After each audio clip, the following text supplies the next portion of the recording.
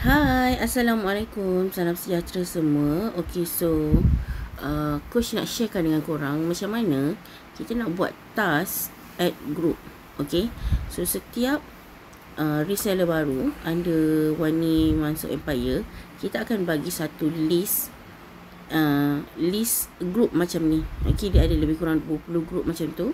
Okay, so you punya cara adalah you kena tekan setiap link ni dan join. Okay, contohnya macam ni Okay, tekan link and then you join, tekan join.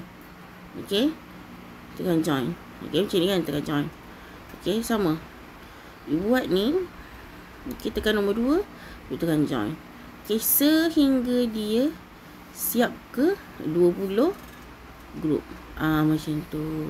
Okay, macam tu. Okay, so you tekan sampai habis, sampai ke 20 group. Okay, so bila you dah siap ke 20 group, you bagi tahu Coach, saya dah siap. Okay, dah siap. Lepas tu screenshot lah. So macam mana nak screenshot?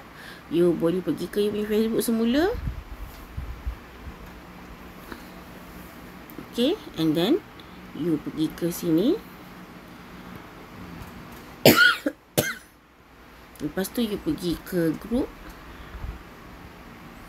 Okay, so kat sini you boleh screenshot lah you punya group yang you dah join. Okay, so itu saja. Kalau ada yang tak faham nanti tolong beritahu. Okay, so itu sahaja. Bye. Assalamualaikum.